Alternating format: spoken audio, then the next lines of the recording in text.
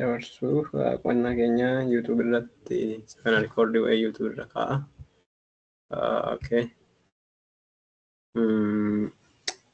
Boqonnaa 3 Ximootiyoos jalqabaa. Lakkoofsa 1 irraa akkas jedha. Namni ilaaltuu yookiin immoo episkoopoos Giriikidhaani akka waan gaggeessitu waldaa kiristaanaa jechuudha. Namni ilaaltuu hojii waldaa kiristaanaa ta'uu fedhu hojii ba'eessaa hawwaa inni jedhu dubbii amanamaadha jedha. Sana booda manuma lakkoofsa tokko dubbisuu kan dhaqe. Namni ilaaltuu hojii waldaa kiristaanaa ta'uu hawwu gaggeessituu yookiin gamaggamtuu kakuu moofaa keessatti ilaaltuu jechuun maal jechuudha? Kakuu moofaa keessatti ilaaltuu jechuun maal jechuudha? Namni ilaaltuu hojii waldaa kiristaanaa ta'uu malee waa jechuufi?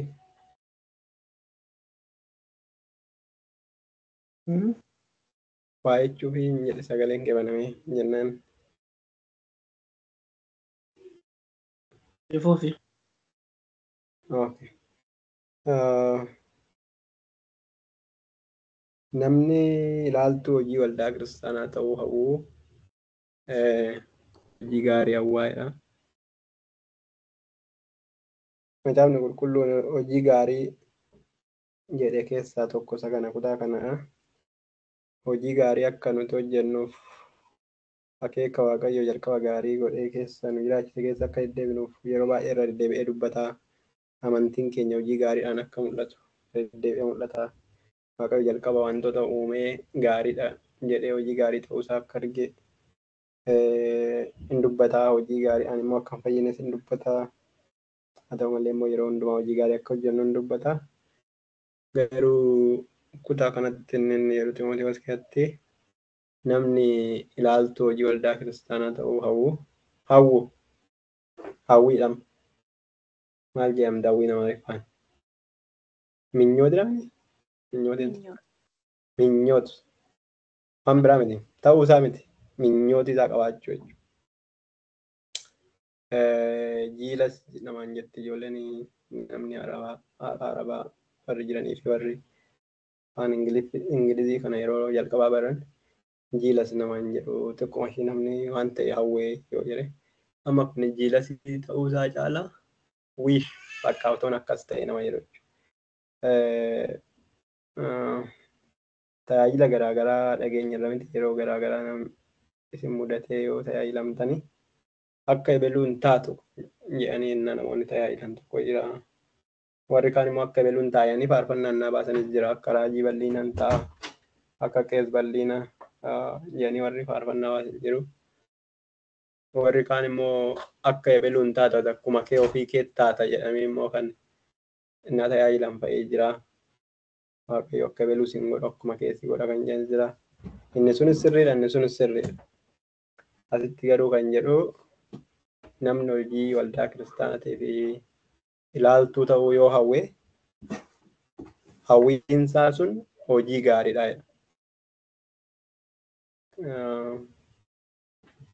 Hinaaffaa hojii Waaqayyoo yoo qabaate keessumatti immoo ilaaltuu waldaa kiristaanaa ta'uudhaaf hinaaffaa yoo qabaate jechuudha.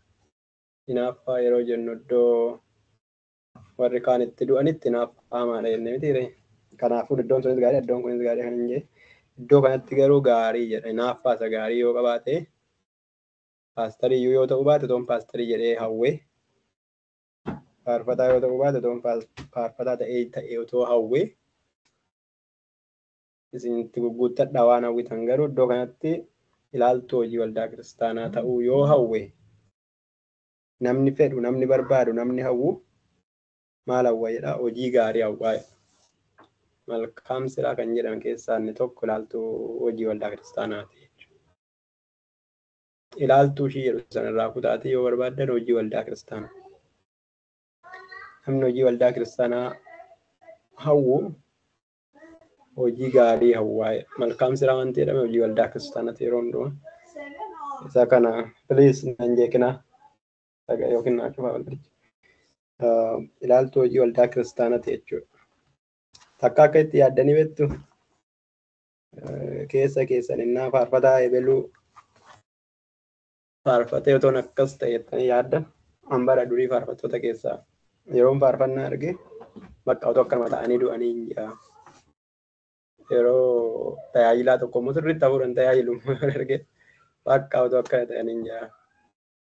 Amma immoo nama kan biraa immoo bakka yoon arge guyyuun guyyaan bakka otoo akkas ta'anii hin jira jechuudha. Tarii sirbituullee arginee otoo akkas ta'anii jechuun keenya waan oole miti. Yaada keessan keessatti kanuma akka konfirmii gootan barbaadetan. Takkaa hojii waldaa kiristaanaa hawwitanii beektu moo yaasxalliittudha? Tajaajila hawwee beekan. Tajaajila akka isheetti odoon tajaajile jedhee yeroon jalqaba gooftaa fudhate mijoo tokko akka isheetti dubbadhee akka isheetti sun tajaajile jedhee beeka. Hawwuu waanuma jiru hin gaarii. Inni naaftee moo nawwite?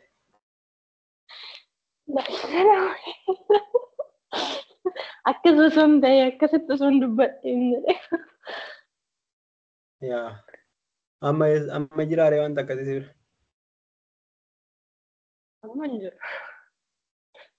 Eeshi namni kan biraa inni naaf fadha jechuudha bakka hawwii miti. Amma hin jiru taanaan hojjatti biraa deemnan si keessaa badee jechuudha. Namni kan biraa namni akka nama kan biraas haa ta'u noormaalii waan ta'es haa ta'u lafuma kaastanis haa ta'u otoon akkas ta'e jettanii hojii waldaa kiristaanaa wayii kan ta'e namni hawwitan. Ani akkuma faantun dubbattee jalqaba yeroo nani toora waatsaappii kanatti dabalamu mucaa tokkotu baay'ee macaafa qulqulluu kana waliin wal qabsiistee waa baay'eedhaan bakka baay'ee tokko dubbiinshii baay'ee natti tola. Afaan haaraallee qabdi baay'ee tokko hawwee beeka utuun akka ishiitti afaan haaraa dubbadhee jedhee hawwee beeka baay'ee afaan haaraa haasofte osoon akka ishii kanatti dubbadhe anaafis naa kenne jedhee hawwee beeka. Okay. Gooftaan si eebbisu amma hoo? Ammallee waaqayyoon an oowwe saafaa gaafatu. Akkuma barbaaddetti qabdaa? Ammas yoo nama tokko tokko na argitu otoo kan akka isaatii ta'e kan jetteera. Masootti naa dabalame jedhee tanaan hawwa. Okay. Gooftaan si eebbisu. Iftuun jirti mulee iftuun fa'i maal jettan? Hawwiin nama hundumaa biraa waan ani jechuun faarfannaa uumaan wal qabatee hawwuu bira darbee irratti kadhachaa iyyuu ture jechuudha. Akka isaatti otoo ta'ee jedhee iyyuu akkas na godhi iyyuu dhee kadhadheera jechuudha. Garuu akkuma waaqayyoon narraa barbaadu ta'uun barbaada. Qoshii akka dogoggoraa wayiitis natti fakkaateera jechuudha wanti gochaa ture. Amantii si dhowwee jechuudha jidduu. Amma hoo? Akkuma waan na gargaare akkuma ofii koo ta'aa jira. Okay, gooftaan sana eebbisu. Eenyu iftuun jirti? Hawwee kanan hin areegatin immoo qaba ganaa gara fuulduraatti jira. Iftuusti? Faantuusti? Iftuu maatti? Ani akka nama warra paastorii yookiin immoo faarfattoota ta'uu hawwee osoo hin taane barumsa waldaa keessattis haa ta'u iddoo biraattis yeroo tokko tokko barumsa macaafa qulqulluu waa'ee Yesuus Kiristoosiin ilaalchisee hojii araarsuu isaa inni ilmaan namootaatiif hojjete yeroo lallabamu otoo naa galee akkasitti anis bakka wangeelli geenye hedduu isaanan beeka waan ta'eef iddoo sanatti naqee dubbadha ture. Otoon akkasitti baradhee jedhee dheebuu isaan qaban ture. Baay'ee tokko dheebuu guddaan qaba. Maaliif iddoon ani dura ture iddoo wangeelli hin ga'inidha waan ta'eef iddoo itti namoota barumsa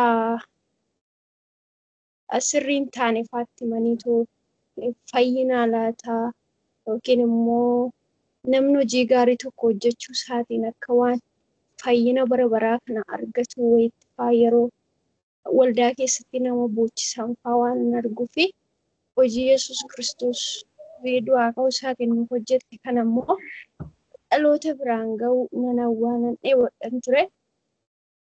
Waaqayyoof haa galatu garuu isa nawwee kana immoo Waaqayyo naaf guuteera karaa namoota macaafa qulqulluu baratanii dheebuu koo kana immoo galmaan ga'uu nan barbaada jechuudha. Gooftaan si eebbisu. Eebbifamasinis. Amiin. Namatu bahe moo amma nama turre? Okay. So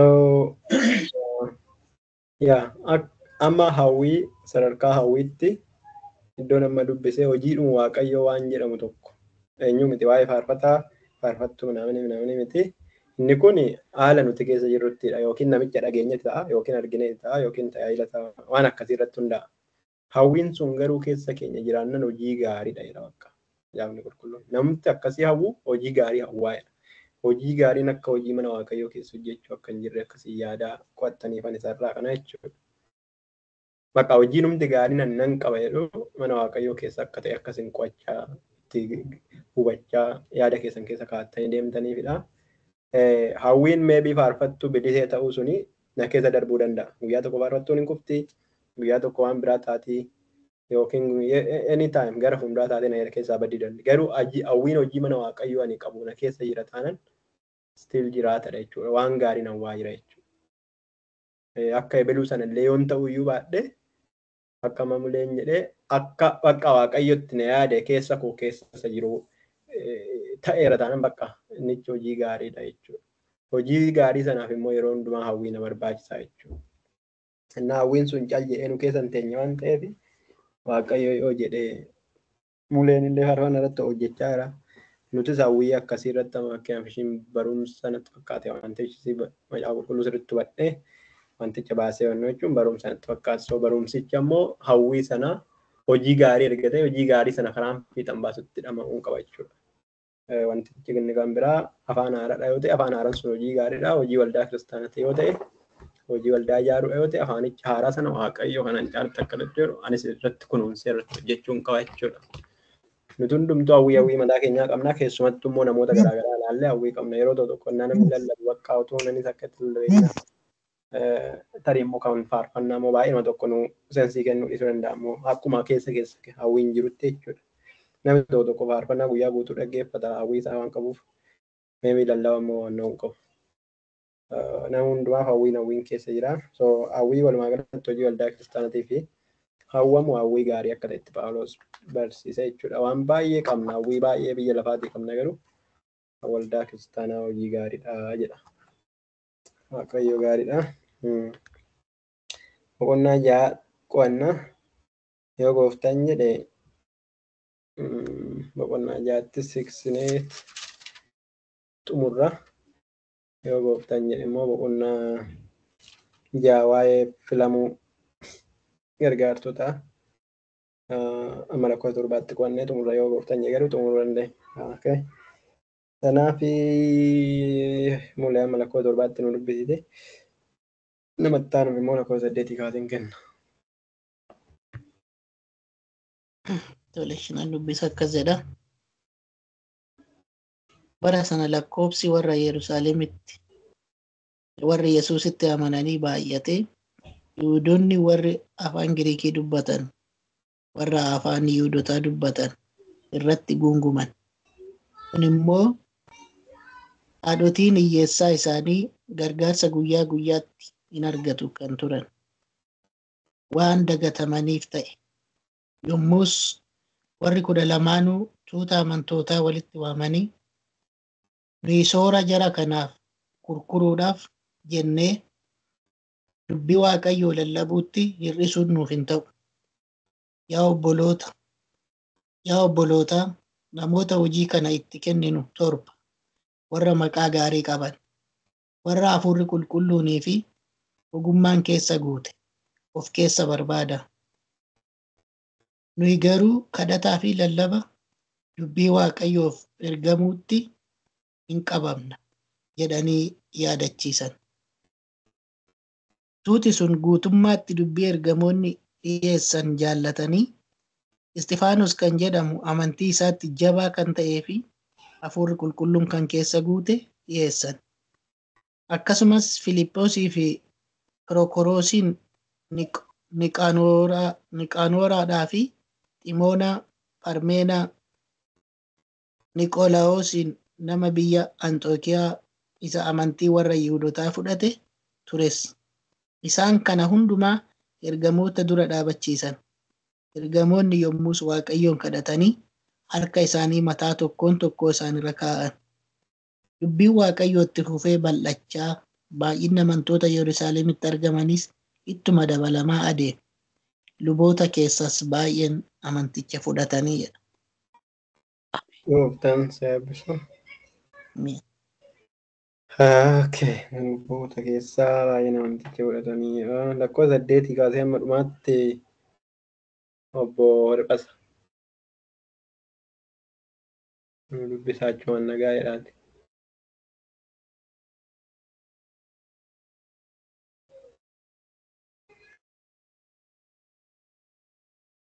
Sagalee dhageessisaa bana.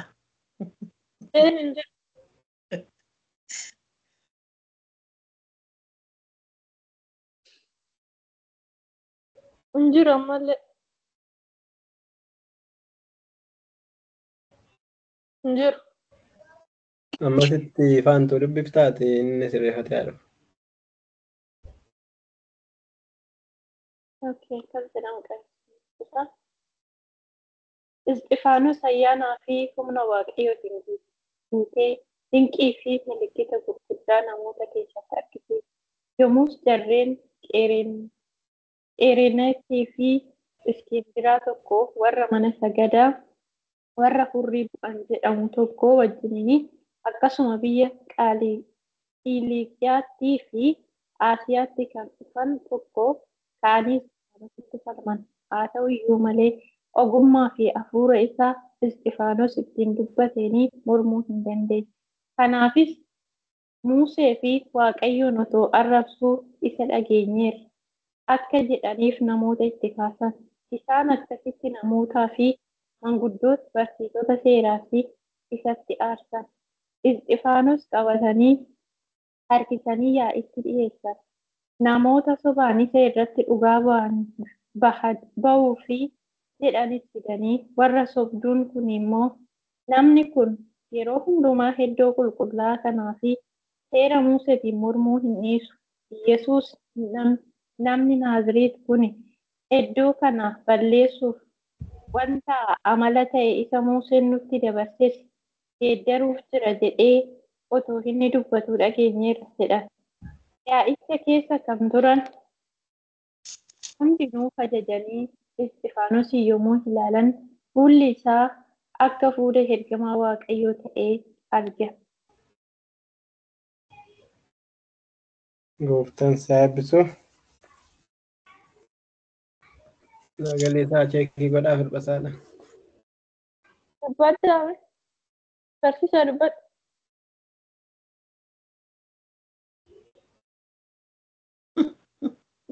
Muusii godhi irraa kaasee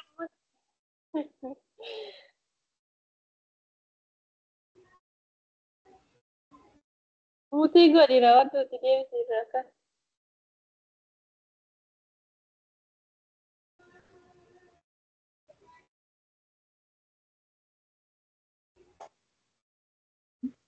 Bayi deebiime. Kina dhibarreesse mucaa keenya tokkoon.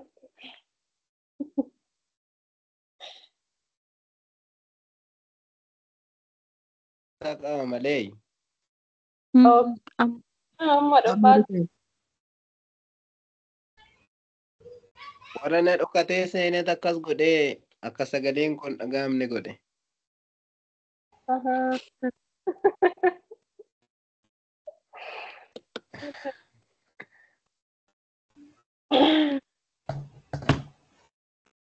Gooftaan sana eebbisu. Seenaa isaarra nu deebitu barsiisaa ijaasin wannoo hin jenneef seenaa isaa malakkoo torbaatti Zamuleen dubbisee afaan irra nu deebi'aa yaada isaa jechuudha.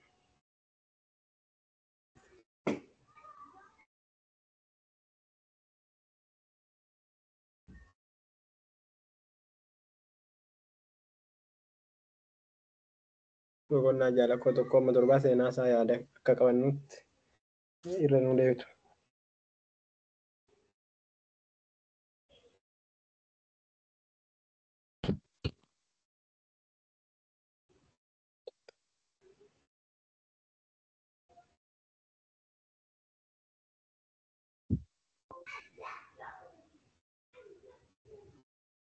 Haasaatuma jiruuti iyyuu deebi'anii turanii yommuu badan bakka. Sirbaasaa siimbe. Anaan jedhanii Nageenye. jechuun abbaa ta'eef kenname see dhugaan hin dhageenye. Inni egaa Ani koo ammas seene iyyuuti yoo maal nama biraatti yoo dabarsan maal ta'a jiru maal ta'ani. Anoof dabqayyuun qorfanne. Boqonnaa jaalakkoo tokkorraa kaasee amma torbaatti waa'ee daaqonoota filatamuu jedha. Isuma yoo barbaadan nu dubbisaa yookaan immoo afaan yaadni isaa isiniif nuufis akka galuufan. Ijaa seentani.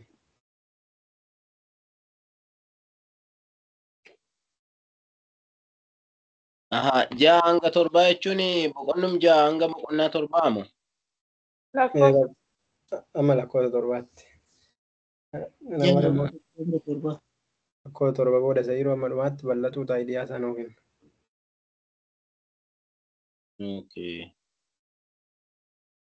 Seenaan jechuudha akka nuti qabannuuf.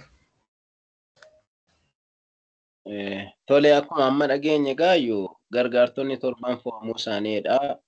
Mata dureen kanarraa kaasee lakkoofsa tokko hanga torbaatti aayidaan jiru. Mata dureen kana wajjin wal qabata. Bara sanas bara ergamootaa warra Yerusaalemitti lakkoofsi warra Yerusaalemii Yesuusitti baay'atee Yihuudoonni warri afaan Giriikii dubbatan warra afaan Yihuudootaa dubbatan irratti gungumanii kun immoo haadhotiin hiyyeessaa gargaarsa guyyaa guyyaatti argatu kan turan waan dagatamaniif ta'edha. Kana jechuun gaafa lakkoofsi warra sana baay'achaa deemu haadhotiin hiyyeessaa waan dagatamaniif gungummiin ta'ee gungummii sana hambisuudhaaf namoota nama gargaaran gargaartota torban fo'anii jechuudha. Kanaaf akka bara keenyaatti diyaaqonaatota natti fakkaata. Kanaafi namoota torban fo'anii namoonni sun guyyaa guyyaatti akka isaan gargaarsa argataniif akka hin dagatamneef ta'e yommus warri 12 tuuta amantoota walitti waamanii kan isaan nuyi soora jara kanaaf gurguruudhaaf jennee dubbii waaqayyoo lallabuutti hir'isuuf hin ta'u jedhanii namoota torban sana bakka isaanii buusanii namoonni sun gargaarsa malee akka namneefidha kan isaanii kana godhanii jechuudha. Kanaafi isaan immoo nuyi garuu kadhataa fi lallaba dubbii waaqayyoof ergamuutti hin qabamne jedhanii yaadachiisan. Hojii isa kana gargaarsa namootaa gochuu dhiibneedhaaf lafa teenya osoo hin taane nuti kadhataa fi dubbii waaqayyoo barsiisuutti qabamnee in adeemna. Namoonni bukkeetti saba kana akka hin dagatamne warri xiqqoo gargaarsa barbaadan akka hin dagatamneef namoota torba filuun barbaachise jechuudha. Kanuma wajjin wal qabatee tuuti sun guutummaatti dubbii ergamoonni dhiyeessan jaallatanii Isxifaanos kan jedhamu amantii isaatti jabaa kan ta'ee fi hafuurri qulqulluun kan keessa guute dhiyeessan. Akkasumas warra filaman torban sana keessaa Filiipiyoos, Pirookiroos, Niqaanooraa fi Ximoonaa, Armeenaa, Niqaawoloosiin nama biyya Anxooqiyaa isa amantii warra Yihuudootaa fudhatee tures. Isaan kun torbanuu gaa namoota dadhaban, namoota gargaarsa argachuu malan akka argataniifidha kan isaan fo'anii jechuudha. Isaan kana hundumaa ergamoota dura dhaabachiisanii ergamoonni yommus Waaqayyoon kadhatanii fi harka isaanii mataarra kaa'anii fi hojiitti baasan jechuudha. Kanarraa maal hubannaa? Egaa lakkoofsi namoota sanaa baay'achaa gaafa deeman guungummiin ta'ee guungummii sana hambisuuf maal godhanii waa lamatti ture. Tokko ergamoonni kadhataa fi dubbii Waaqayyoo lallabuutti akka qabamanii isaaf jedhanii namoota kaan gargaaruudhaaf kurkuruuf jedhanii dubbii Waaqayyoo akka namneef maal godhanii namoota kaan sabuma keessaa filanii aangoo kennaniif jechuudha.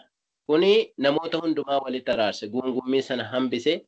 Karaa tokko guungummii hambise, karaa biraa immoo warri gargaarsa argachuu malan akka argatan taasise.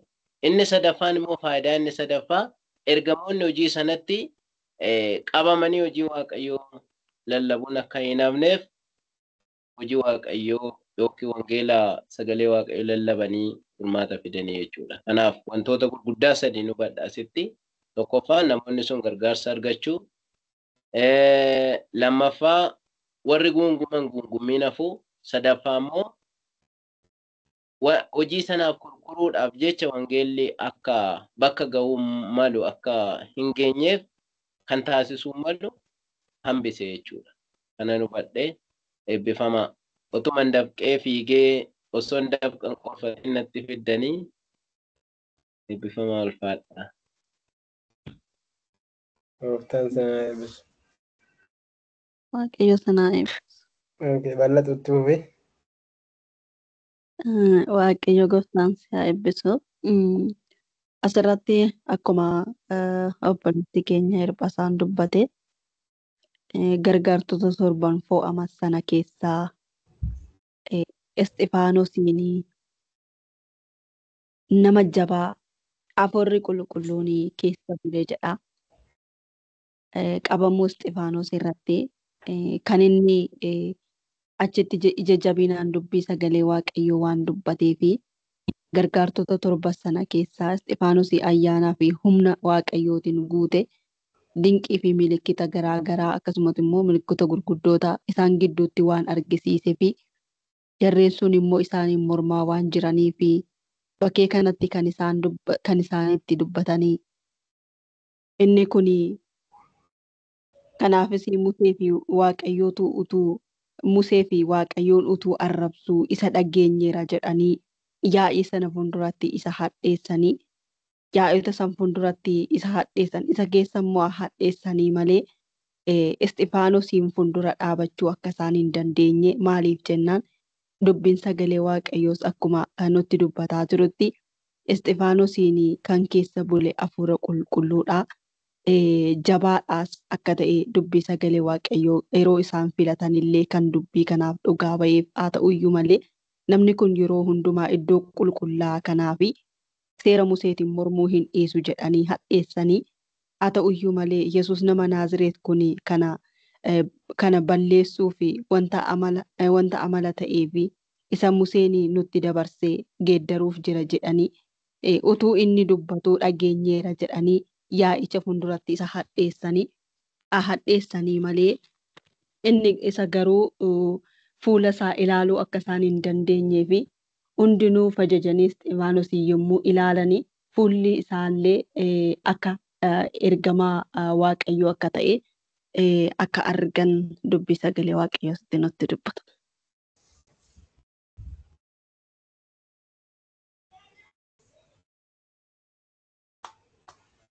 Gooftaan isaa eebbisu. Yaada isaa qabattanii.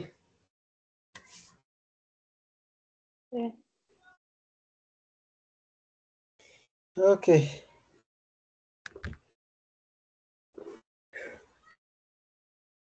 Mata durichi waa'ee maalitti boqonnaan ja'a akka darbasaan jetti jecha tokkoon waa'ee maalitti jechuu dandeenya? Gargaartonni gargaartota yookiin isa nuti daaqonoota jennu ta'uu danda'a innee yaaduu dandeenya jechuudha. Gara jalqabaa daaqonoota kan jedhu as keessa jira hin jiruuti. Gargaartota. Gargaartota jedha. Isumayyuu mata duree irratti akkanadha malee keessa waan jiru irratti hin fakkaanne yookiin haa ta'u. Inni bukkee taa'u inni hir'ate.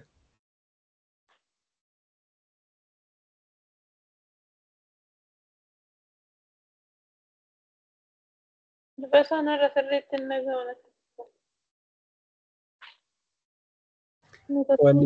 Wannoota sana ofirraa balleessi hir'ataa kun osa baakgiraawundii keetii ofirraa balleessi kabarii baakgiraawundii keetii noormaaluma girgiddaadhuma kee haa ta'u. Yeroo sana tarii yoonnoo jechuu danda'a yaada yeroo tokko isaatu rakkisa. Hafuura kabarii baakgiraawundii. Okay. So waa'ee sanaa sammuutti qabannaa jalqaba xiqqisiin nuti dubbifanne immoo hojii gaarii hawwuusa jedhu hojii gaariin hojii mana waaqayyoo akka ta'e dubbanne keessumatti ilaaltu hojii waldaa keessa sanaa nu ta'uu hawwuu jee ka'a. So wanti tokko tokko hawwii qofaan hin ta'u hawwii keenya irratti dabalannee irratti hojjechuu akka qabnu kaafnee turre isa irratti hojjennu sanaadha jechuudha innas keessaa nuti argannu jechuudha. Hirbasaan hasaatuma jedhee yaada. Akkasii hirbasa.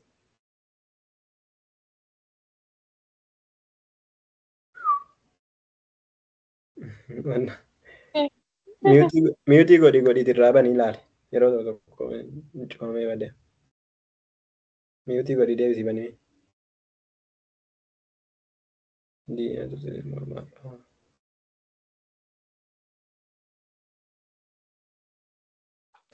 Okay.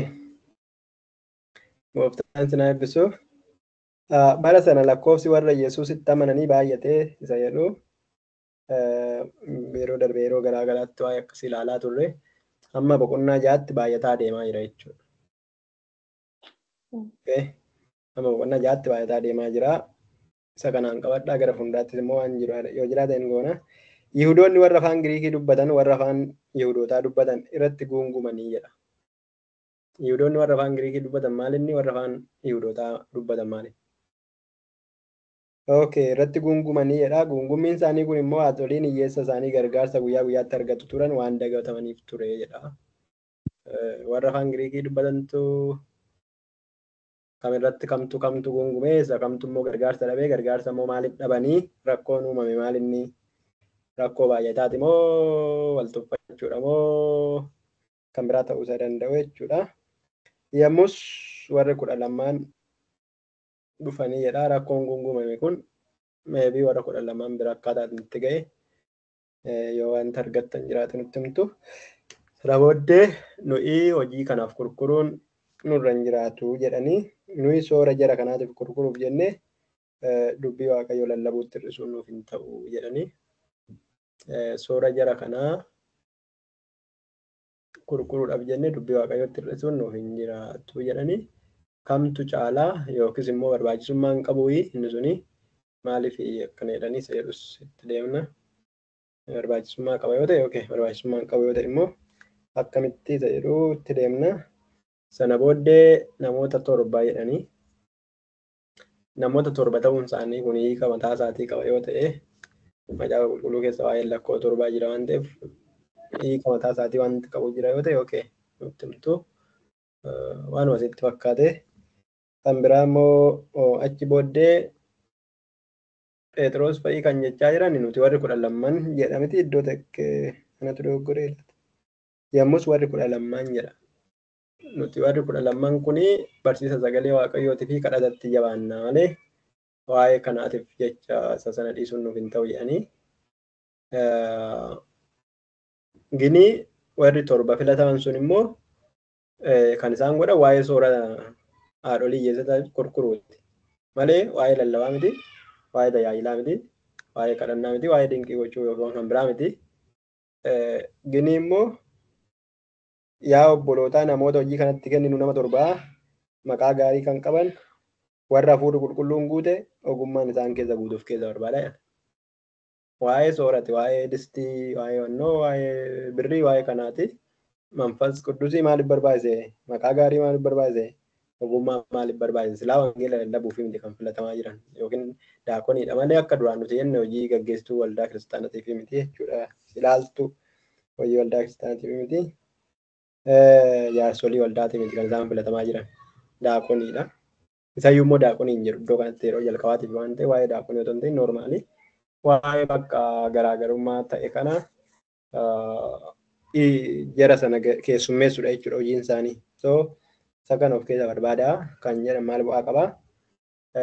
Sana booddee kan isaan of keessaa barbaadan namoonni sun namoota 7 barbaadanii fidanii achi keessaa tokko Istifaanosii jedha. Waa'ee amantiitti jabaa ta'uu isaatii hafuurri qulqulluun kan keessa guuteeti. Namoota waa'ee sarbii waldaa keessatti waan tokko mabaa guuruudhaaf hafuura qulqulluu barbaachisaa jechuudha akka daaqonitti yoo fudhan.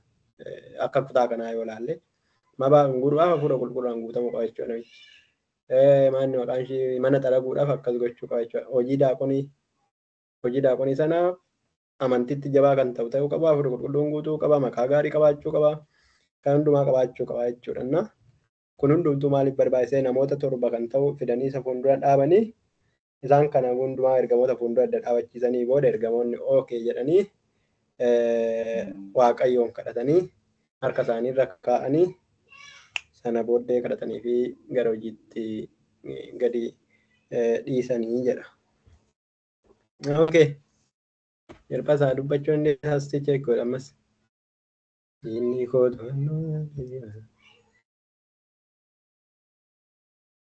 amma dhufeera ta'uun didu. Kabalaatti dhufeera. Eeshi.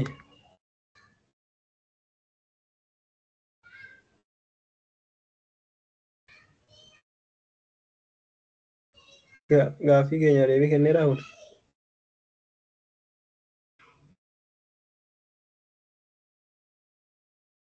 Dhagaa jirtu ana dhagaamaa jiraa? Inni si bira taa'ee inni barsiisaan jira. Isaan keessummaadha. Dubbadheen ture an dhaga'ameeran see keessummaadha. Keessummaadha macaafa qulqulluuf keessummaa otoo hin taane nuuf keessummaadha. Naa macaafa qulqulluu nu faana qo'achuuf carraa kanatti fayyadamuu barbaadaniidha. Keessummaa Maqaa isaa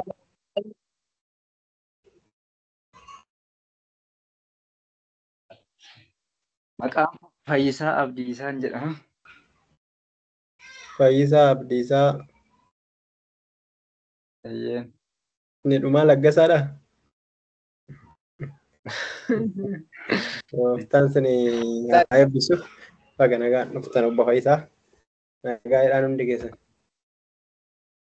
Baga nagaa.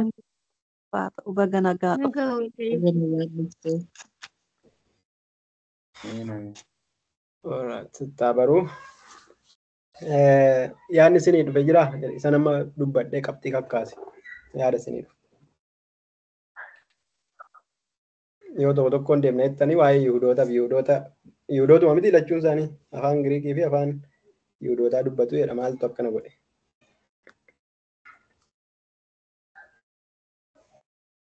Afaan Yihuudootaa hoo maalodha?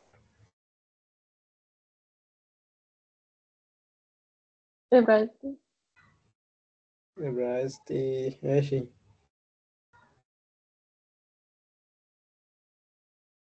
Ibraayistii itti fufaa kaa itti fufaa. Yoo ta'uu baate kaa yaa wadhan biraayis iddoon cufan hin jira diimaan jira iddoo liif jedha diimaa kaayite.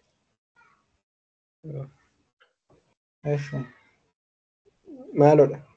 Garaagarummaa kana kan uume guungummicha kan uume maalodha? Dubbadhaa. Hiyyeessonni gargaaruu dadhabuu isaanii. Hiyyeessonni gargaaruu dadhabuu isaanii biree salaamnoo eessaa dhufte ati? Biyya moo? Lakki biyya asitti rakkoon qabu maqaan keetu naaf haadha ta'ee sin argine ta'e hin beeku baay'ee sin beeku. Ani sin beeka yoo na beeku baattes deebiin ta'eera. Ibsaa akka garee kan. Akka gareetti nu ibsaa kun akka amma hirpasaan namicha sana nu barsiisetti.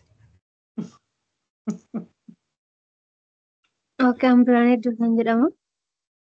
Eeshi. Buraayyuu jiraattaa? Lakkanoo gara wuccii kanan jira. Iddoo jirtu nutti himi. Dubaayidha. Dubaay, okay. Eeshi. Gooftaan isaa eebbisuu. Okay. Jedhaa kaa isumaan amma dubbadde kanarra deddeebi'aa dubbadhaa yoo ta'u baate. Isumaan maa soofne. Finciin isaa isinii dhufu yoo baate. Isuma namaa ta'e. Waa'ee daaqonii namni beeku hin jiru. Daaqonii namni taatan jirtu as keessa. Hindaan kun mataatti sinan. Hin jirtanii namni daaqonii ta'e. Lubbuu haaraadha. Lubbuu haaraan daaqonii hin taatu ture. Barachuu barbaachisa kan. Okay. Namni daaqonii beeku jira. Daaqonii waldaa keessatti namni argee beeku. Mataa ishee akkanatti ol kaa'eef. Hindaanqoo. Ani hin taane garuu beeka argee beeka jechuun mataatti shaffanatanii yeroo isaan tajaajilan argee beeka. Dubartoota moo dhiirota? Warra dhiirotaa warra dubartootaas jira. Dubartiin daaqonii ta'uu dandeessi? Eeyyen. Jaarsa waldaa hoo? Jaarsa waldaan taatu daaqonii malee.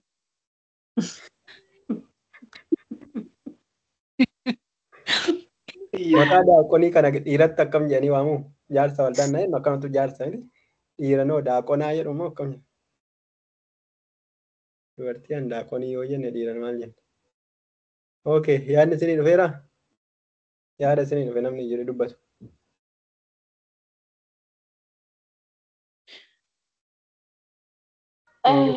Gooftaan sana eebbisee eebbifamaadha. Gaaffota kana keessatti lakkoofsi warri Yerusaalemitti jiranii gooftaa Yesuus Kiristoositti amananii baay'achaatii adeemuu isaati. Akkasuma mootiin warri afaan Giriikii dubbatan warra afaan Yihuudootaa dubbatan yookiin immoo afaan Ibrootaa jechuudha. Warri afaan Giriikii dubbatan suni warra Giriikota keessa jiraatanidha yookiin mootiin akkasitti fudhadhaanii biyya Giriikii warra jiraatanidha Yihuudoota ta'anii jechuudha. Kun mootiin amantoonni sababii dabalamanii fi haadhotiin hiyyeessaa isaanii deeggarsa dhaban yookiin immoo gargaarsa waan dhabaniif ture. Kunis immoo hojii gooftaatti qabamaniitoo wangeela mootummaa waaqayyoo lallabaa waan jiraniifidha kan isaanii. Kana dagatan malee hojii biraatiif miti. Gaaffii ani qabu warra namoota torba isa jedhu sanaan namoonni torba maaliif akka barbaachisan asirratti gaaffiin qaba. Kana keessa mootiin warra soora jara kanaatiif gurguruu yookiin isaan tajaajiluudhaa fi dubbii gooftaa dhiisuun nuuf hin ta'u. Waamichi isaaniiyyuu inni guddaan wangeela mootummaa waaqayyoo lallabuu waan ta'eef yaa ta'uyyuu malee namoota as keessaa mootiin nu keessaa namoota hafuura qulqulluudhaan guutaman barbaannee warra ogummaa qabanii hojii kana hojjetaniif adda baastuu qabna jedhaniitoo kan isaan fo'atanidha.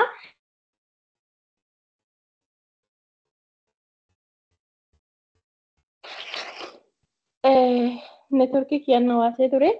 Namoota hafuura qulqulluudhaan guutaman maaliif jedhamee isa jedhuufi hojii kam keessattuu tokkoffaa hubannaaf ogummaa yoo qabaate karaa sanaan illee osoo namoota sana gargaaru namoota illee amansiisuu danda'a. Hojii gooftaa dinqiin garaagaraa harka isaaniitti ta'uu danda'a waan ta'eef ta'uu danda'a jedhee yaada. Kana keessatti egaa namoonni kun dhufanii fo'amanii isas mootiin harka isaanii mataa isaaniirra kaa'anii waaqayyoof kadhatanii fi gara hojiitti bobbaasanii akkasuma mootiin dubbiin gooftaa itti fufeetuma babal'achaatii akka adeemedha kan asirratti argu jechuudha. Gooftaan sin eebbisu. Erga kutaan kun waa'ee daaqonii wajjin wal qabata inni yeroo dubbattaniif yeroo yaaddanii waa'ee daaqonii isa waldaa keessaniitti beektan. Wajjin wal qabsiisati yaada keessa galchaa ilaallachaa akka nu ifutti waan lafarra hin jirre yoo ta'e nu rakkisaa kun waan lafarra jiru waan ta'eef. Eeshi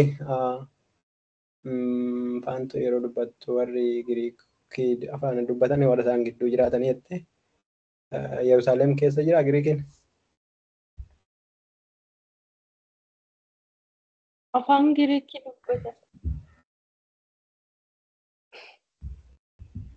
Amma amantoonni kun Yerusaalemitti akkana tokkotti kan jiran. Okay. Eeshi jennu rakkoon qabu gooftaan isaa eebbisu. Yaadni isaa akkasuma baay'ee fagoo miti. Garuu kaartaa isaatiitti akkas ta'uu dhiisuu danda'a. Namni biraa kakuun haaraan afaan meeqan barreeffame? Sadii. Isaanis Giriikii, Armaanaayikii, Ibraayistii.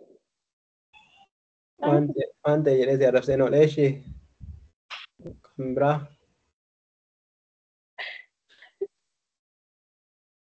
kakuun moofan afaan meeqan barreeffame?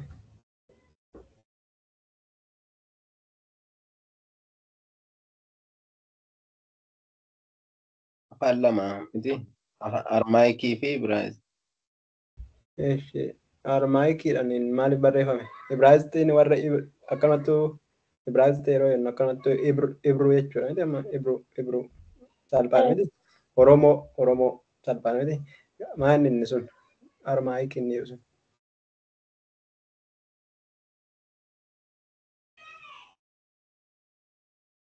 Macaafa kamtu afaan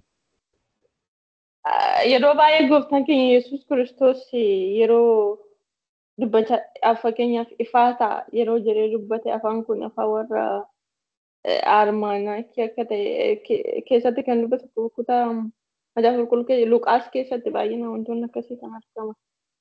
Ifaa ta'a jedhee na fayyiseera. Baata jira. Maal ture macaafota afaan Giriikiitiin Armaayikiin barreeffaman keessaa kan yaadattan jira? Arabiffaan jira. Kamtu Quumii kan jedhu. Quumii kan jedhu mucaa ishee duutee waggaa 12 san. maal jechuudhaan? Kai jechuun nama Arabiffaan. Amaariffaanoo? Tana ishee dhagaa. Quumii jechuun dhaabadhu jechuuti? Arabiffaanidha. Arabamtiire. Amaariffaanis akkasuma miti? Amaariffaan baal jechuun maal jechuudha? Amatu.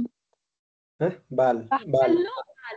Amatti ayyaana waggaa yookiin immoo abbaa manaatiin baal hin jedhani? Baal. Baal. Amat Bahar jedhama. Abbaa warraati noo? Baal. Baal beet. Baal jedhama yaa. Abbaa jechuun abbaa noo miti? Abbaat. Abbaa. Okay. Abbaa. Eshi. Haa ta'u afaan Aramaayikiitiin kan barreeffame irraanfattanii macaafota. Okay haa ta'u afaan kakuu moofaa isaan sanaadha. Kakuun haaraan Giriikii umbichaa miti jalqabni isaa. Maaliif Giriikii an barreeffaman? Warri Giriikii waan amananiifi? Yeroo sanaaf afaan intarnaashinaaliin natti fakkaata yoo yaadu. Yaa afaan intarnaashinaali. Intarnaashinaalii kan jennu mootummaa Giriikiitu bulcha yeroo sanaa jechuudha. Mootummaa Roomatu irraa fudhate miti? Amma yeroo kakuu haaraa jalqabnu Roomadha miti? Kan bulchaa jiru Roomadha. Gini Roomanii yeroo sana afaan isaa warra kaan irratti hubannoo godhee hin xumurre waan ta'eef namni hundumtuu afaan Giriikii odeessa. Phaawulosin afaan kanayyuu hin dandeessaa waliin jedhu miti innaa isaan iddoon. Tuma Amaariffaa sobna afaan Oromootti makuu jechuudha. Aramaayikii keessaa fudhatanii irra caalansaa warra ormaarraa fudhatan yeroo boojuu keessa jiran. Booji'amanii yeroo dheeraa waan turaniif yeroo waggaa 70 fayyaa Aramaayikii haasa'u. Achitti booji'amanii warri ormaa warri naannoo isaanii keessa jiru baay'een isaanii Aramaayikii. Tarii Aaram isa jedhu beektu isa wajjin wal qabachuu danda'a. Aroonnootti itti ilaala. Yihudoonni immoo jalqabarraa kaasee afaan Ibraayistii haasa'u.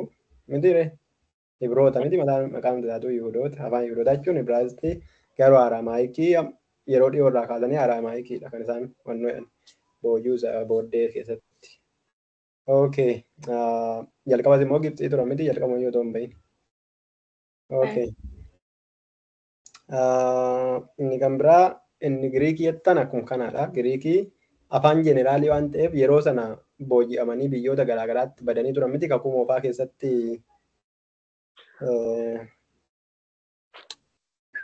kakuu moofaa keessatti Kana'aan dhaalanii እንደገና deebi'anii Baabiloonitti gadi deebi'an miti. Warri kaan Baabiloon warri kaan Sooriyaatti badan miti.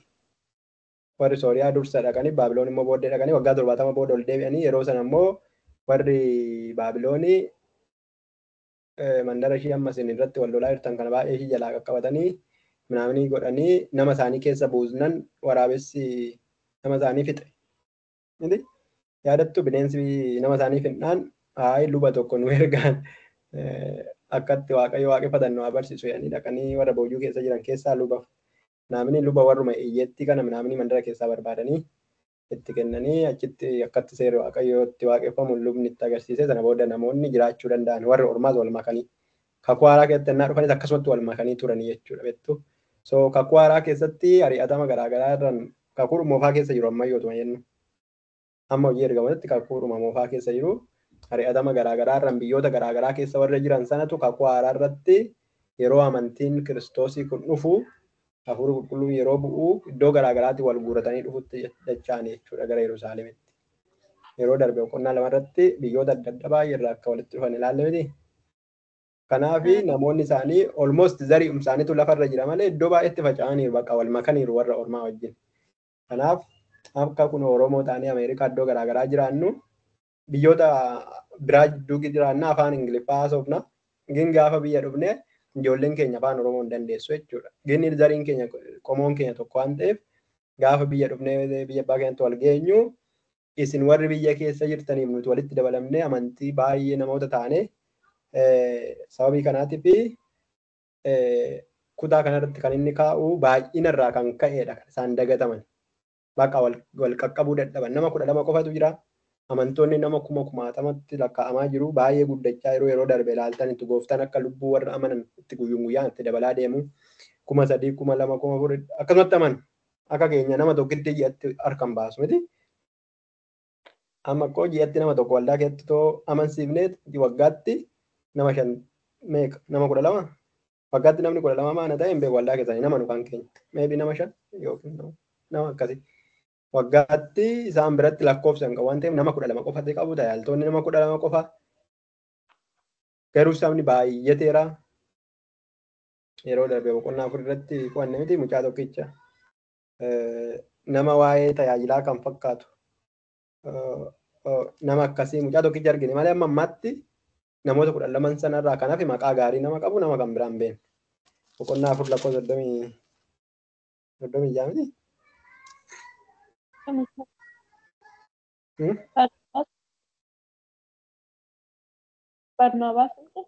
Barnaabaas. Isa malee warra kaan waa'eedhuma isaaniitu hin beeknu amantoota hundumtuu amantootuma bakka baay'achaa deeman sababii kanaatiif yeroo jalqabaa qabeenya isaanii walitti gurguratanii walitti fidanii walitti kaawwatanii achi immoo Pheexroos achi immoo abbaan tokko abbaa rakkate akkasitti gargaaru turanii nama hundumaa gidduu hiyyummaan hin jiru. Haadha hiyyeessaa jechuudha jechuudha. Haadholii hiyyeessaa jedhamti. Hiyyeessa jedhaa? Haadholii hiyyeessaa jedhamaa jechuudha. Haadholii hiyyeessaa jechuudha. Mucaa isaaniitu hiyyeessa jechuudha.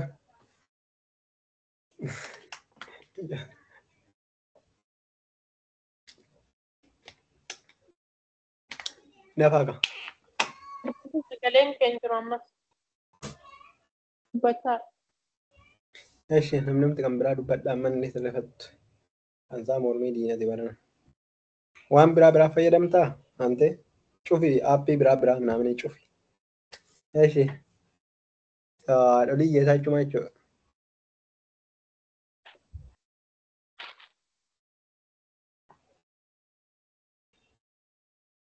Haadholii malee abbaan isin biratti hiyyeessa hin jedhamu. Haadholii hiyyeessaa dubartoota abbaan manaa irraa du'an warra gargaaru. Yaa dubartoota abbaa manaa hin qabne jechuudha kan irraa du'anidha. Kan irraa du'an waan ta'eef ijoollee isaanii yookiin waan akkasii dubartoonni qabeenya ofii isaanii hin qaban akka keenya walqixxummaan hin jiru. Qabeenyi kan abbaa manaati. Abbaa manaan hin du'umu. Bara sana abbaa manaan hin du'umu. Maattee.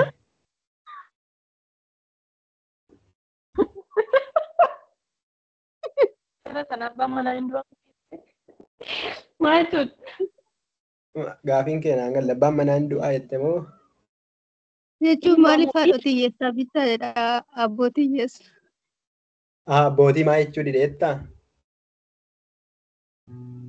Eeyye. Okay. Bara sana dhiise. Baranan jedhama abbootii hiyyeessaan jedhama biyya keenya keessatti. Moo haadhotii hiyyeessaa jedhama? Takkaa nama abbaa hiyyeessaa abbootii hiyyeessaa jedhu dhageessanitu hin dhageenye. Haadhotii Kun hiyyeessaa maqaa maaliif isa kan barasii haasofnu isa kan baranaan beeku isa kan barasii yoo ati warraan kee duute abbaa warraa kan biraa haadha warraa kan biraa fuutaa qabeenyi mana maqaa keetiin jira situ hojjetataa situ ba'aa situ galaa situ qotaa situ wannoo ati manaa kee hojii hin qabdu. Sababii kanaatiif waan hundumtuu kan keeti jechuun ati gosa kee kan lakkaattu dhiira malee dubara miti.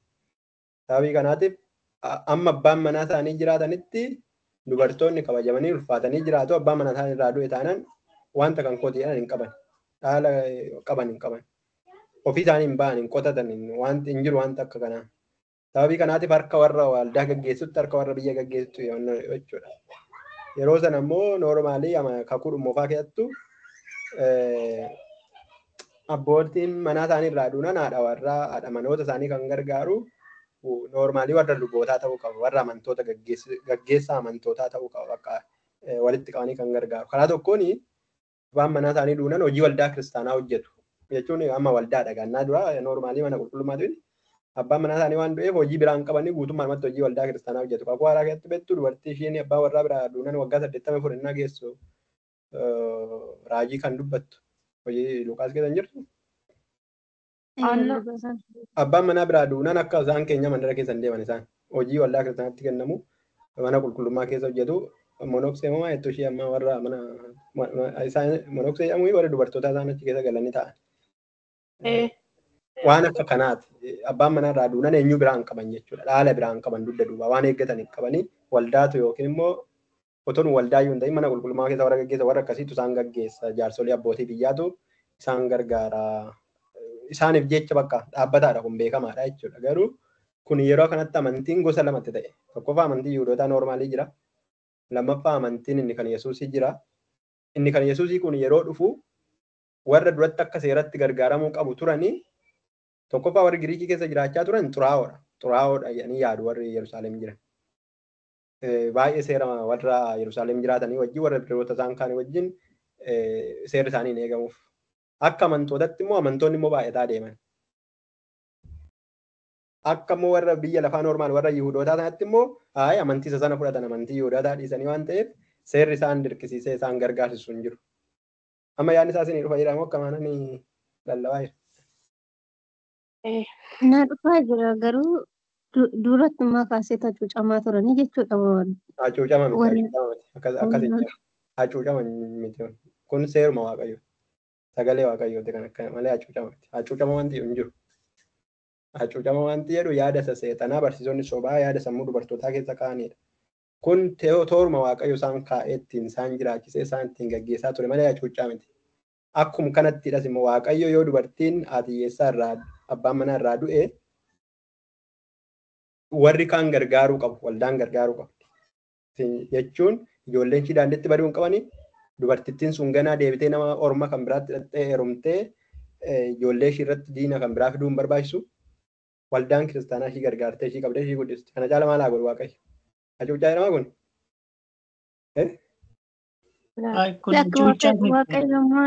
Kanaaf hacuuccaan jedhamu jechuudha. Namatu akka ta'utti waan jiraachuu dideef akkas ta'e kanannaan jedhu dubartoonni hin du'anii jechuu koomiti. Dubartoonnis hin du'u. Haa ta'u malee dhiirrichi ofii isaatii hojjetee of jiraachisuu hin danda'a. Kaatee fiigee waan ta'e gochuu danda'a waan ta'eef dhaala qaba. Qabeenyi kan isaan jira waan ta'eef yoo dubartii kan biraas fuudhe yoo hin fuudhu ees jiraate ijoollee isaa jiraachisuu danda'a. Dubartoonni garuu humna akkasii ijaa hin qabneef waldaan ishee gargaaruu qabdi. Dhaabbanni amantii yookiin jaarsoliin biyyaa warri manguddootaa waan isaaniif jedhamu already seeratu isaaniif kaa'e. Kakuu moofaa sirriitti dubbisa. Kanaaf macaafni qulqulluu yeroo hundumaa dhayyeessatiif birmachuu diddan, dubbachuu diddan, dhugaa baasuu diddan. Luqaas boqonnaa 18 dhayyeessaan jedhu fakkeenya illee na barsiisu gooftaan dhayyeessatiin barsiisa. Kakuu moofaa keessatti abbaan manaan koo raajii ture nama Waaqayyoo nama beekamaa ture garuu inni duunan liqaa namarraa fudhatee du'e otoo hin kafalin du'ee kunoo mucaa kanarraa fudhachuudhaaf jedha jennaan raajichi gargaare miti raajii Eeliyaas fa'ii Elsaa'i fa'ii ilaala hin jiru. Jira. Okay. Sana booddee akka kana ta'ee hin dagatamanii kan dagatamaniif nuti poozitiivii haa fudhannu hojiitti biizii ta'aniiti. Hojii hafuuraa isa kadhannaadhaa fi nama fayyisuu maal jedhamu isa yeroo darbee dhaqaa ilaala namoota daandiirra naqu yeroo deeman. Jechuun bakkumtuu hin jiru jechuudha biiziidha jechuudha daqiiqayyuu hin qaban meebii nyaachuuf dhuguuf haaronnu. Sababii kanarraan kan ka'e bartoonni waa'ee nyaataa waa'ee dhugaatii caalayyuu waa'ee hojii waaqayyoo waa'ee hafuuraa waa'ee namoota fayyisuu namootaaf kadhachuu namoota baqa hangila lallabuutti gadi ta'anii jechuudha. So isa kan akka poozitiivii akka kanatti yoo hubanne gaariidha. Nuyi soora namoota janaatiif jennee dubbii sagalee waaqayyoo lallabuutti hir'isuun nuuf hin ta'uu jedhanii kamtu caala yookiin maanni wanti kun walitti nu araarsaa yookiin garaagarummaa wayii nutti uumaa iddoo kanatti.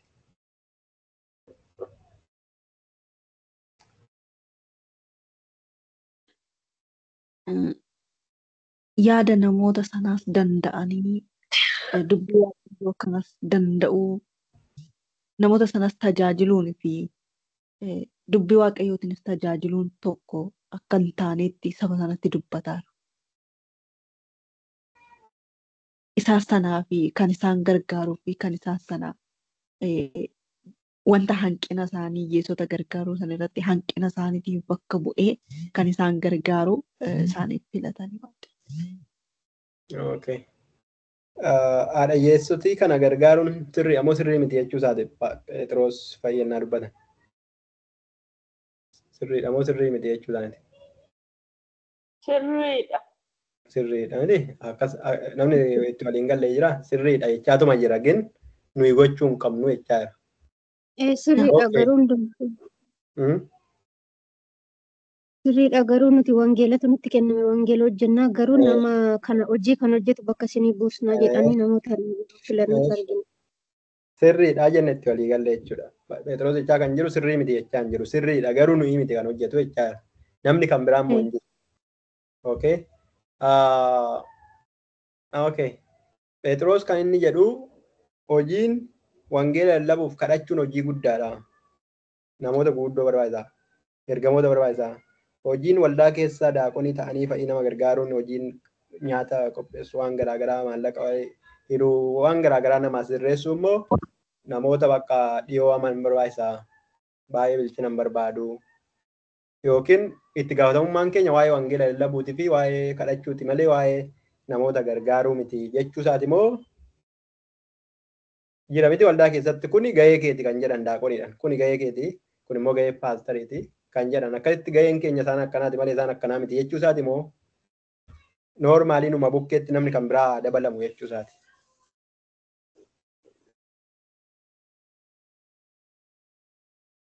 Namni haa dabalamu jechuu isaati malee tuffachuun nutti hin fakkaatanii. Maaliif nuti kan nutti kenname wangeela lallabuudha. Kan immoo hojii kana hojjetanii haadha hiyyeessotaa kanaaf nyaata isaaniif kan hojjetan immoo namoota biraa dabalaa jechuu jiru waan ta'eedha. Eeshi namni yaada kan biraa qabu jira. Garaagarummaan daaqonii fi amma waldaa kiristaanaa keessatti haalli wannoo itti gaafatamummaa isaanii adda adda miti. Fakkeenyaaf paastariin teessoo sirreessutti itti gaafatamummaa fudhatu. Mana qulqulleessuu midhaanitti itti gaafatamummaa fudhatu. Gin waldaatti achi bahee immoo madirakii qabatee wannoo jechuutti immoo daaqoniin itti gaafatamummaa fudhatu. Yoo namni tajaajilu dhibee dhimma daaqonii miti. Innaa Phexros kan jechaa jiru tajaajiltoonni kun kan jechaa jiranii nuti dhimma akkasitti itti gaafatamummaa fudhanna malee dhimma isaan kanaatiif itti gaafatamummaa hin qabnu. Isaan kun waan hojii xixiqqaa waldaa keessatti isaan namni biraa hojjechuu danda'a nuti garuu hojii isa guddaa hojjenna jechuu isaaniiti immoo yookiis numa waliin ta'anii isa kana hojjechuu danda'u jechuu isaaniiti yaadni isaa. Itti fufaa nama tokko lama irraa fudhannee walitti galii gallaan bira darbina.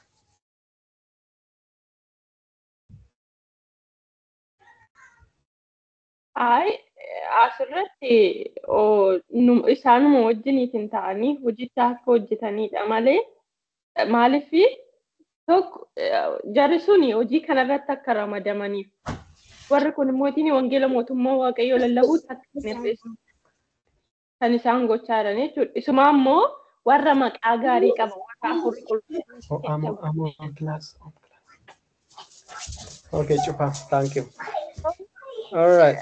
Waldaa keessan keessatti yaada isin jedheen ture yeroo nu barsiiftan yaada keessan keessatti waldaa keessan keessatti yaada haasa'e. Waldaa keessan keessatti akkam waldaa beektan tokko keessatti daaqonii fi wannoon fa'i bukkeedhuma wannoota tajaajiltootaa bukkeedhuma paastarii namni warra akkasitti taa'anii bukkeennaan jiru teessorra jechuu komiti. Haaluma isaanirra taa'aniitu hojii walii qoodanii hojjechaa jiru moo maali aan beektu garee kanarratti akka Pheexiroos ani kan inni amanu akkuma keessan kanaadha garaagarummaan qabu. Pheexiroos nama nutti dabalaa naman nu hanqate jechuu isaatiidha malee hojii inni kun guddaadha inni sun immoo xinnaadha isa sana namoota xinnoo kan biraatti kenna nuti hojii guddaatti waamne namoota gurguddoo teessoon keenya kan kanaa oliiti hojii ishee akkasitti gadi hin deebinu jechuu miti kurkuruu yeroo jedhu jechi isaa baay'ee waan ta'annoo jedheef kurkuruu kana eessatti argitu jecha majaa qulqulluu keessaa kan biraa. Maartaa yeroo hin kurkurtaa jedha. Yeroo kurkurtuu bakka isheen waan mana keessaa waan nyaatamu qopheessaa turte jechuudha bakka kurkuruu jechuun akka jechi isaa nu biratti amma kana kurkuruu jechuun kun waanuma baay'ee wannoodha. So Pheexiroos kan jedhu gadaanaaf olaanaadha jechuu miti garuu achittis Maariyaam qooda olaanaa filatteedha. Qoodni olaanaan istiil sagalee waaqayyooti dubbii waaqayyooti. Inni sunis barbaachisaadha. Namoota gargaaruun barbaachisaadha. Garuu warra hin qaqqabne amma namoonni sun otoo gargaaramuu baatanii hin dhukkubsatu waan biraa ta'u. Har'aan kana fi amananii fayyaniiru. Garuu dubbii waaqayyooti sagalee waaqayyooti kadhannaadhaan isaan kun namoota kan biraa warra namanne warra ganaa hin da'uun mootummaa waaqayyootti dhumneef ta'a. Ergamni isaanitti kennames kana malee namoota nyaachisaa dhugaa miti. Gini immoo kan isin walqixa isaanii ta'uu isaanii hubattanii ulaagaa isaan ittiin filatan irra dhaabattanii hubattu. Ulaagaa isaan ittiin filatan namuma tokko mana xaraguudhaaf hafuura qulqulluu si barbaachisaa? Mana keetti mana xaragattu nyaata dhattee kushiinaa fiddeen nyaachuudhaaf hafuura qulqulluu si barbaachisaa? Dhattee hojjettee nyaattu gin ulaagaan isaan ittiin fudhatanii ulaagaa hafuura qulqulluuti. Kadhannaadhaan hafuura qulqulluudhaan maqaa gaariidhaan amantiidhaan daaqonoota kan filatan daaqonoota yoo jenne jechuudha. Kanaaf waa'ee nyaataaf qulqulluutiif iyyuu hafuura qulqulluu barbaachisa erga ta'ee jarri kun isaan wajjiniin taa'anii wannoo jedhu garuu aandar wannoo jalaatti hojjetu jechuudha. Wannoo gaggeessummaa warra ergamootaa jalatti hojjetu jechuudha. Waliigalluu kanaan. Namatti walii Yaadni isaa isin dhufaa moo wanti jettan yoo qabaattan itti fufaa?